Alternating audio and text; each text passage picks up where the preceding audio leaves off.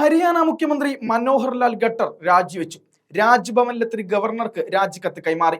BJP. ജെ.ജെ.പി. ഭിന്നത രൂക്ഷമായതോടെയാണ് മന്ത്രിസഭ രാജിവെച്ചത്. പുതിയ മന്ത്രിസഭ ഇന്ന് തന്നെ സത്യപ്രതിജ്ഞ ചെയ്തേക്കും. ഖട്ടർ ലോക്സഭയിലേക്ക് മത്സരിക്കുമെന്ന സൂചനയുമുണ്ട്. ജെ.ജെ.പി. സഖ്യം ഉപേക്ഷിച്ച് സ്വതന്ത്രരുടെ പിന്തുണയിൽ സർക്കാർ രൂപീകരിക്കുമെന്ന ആത്മവിശ്വാസത്തിലാണ് ബി.ജെ.പി. സഞ്ജയ് ഭാട്ടിയ, നൈബ് സിംഗ് സൈനി എന്നിവരുടെ പേരുകളാണ് മുഖ്യമന്ത്രി സ്ഥാനത്തേക്ക് പരിഗണനയിലുള്ളത്. ബി.ജെ.പി. എം.എൽ.എമാരുടെയും സർക്കാരിനെയും പിന്തുണയ്ക്കുന്ന സ്വതന്ത്ര എം.എൽ.എമാരുടെയും യോഗം ഖട്ടർ വിളിച്ചു ചേർത്തിട്ടുമുണ്ട്.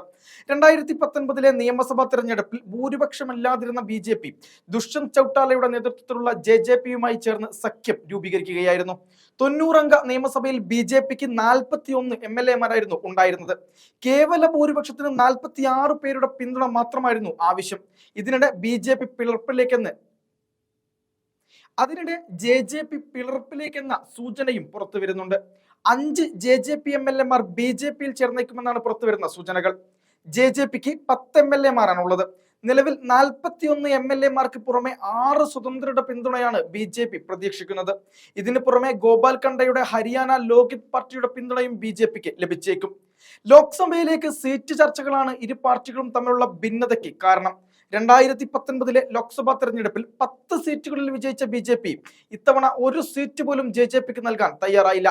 2 സീറ്റെങ്കിലും വേണമെന്നാണ് ജെ.ജെ.പിയുടെ ആവശ്യം. ഈ സാഹചര്യത്തിലാണ് തർക്കം വളരെ രൂക്ഷമായത്.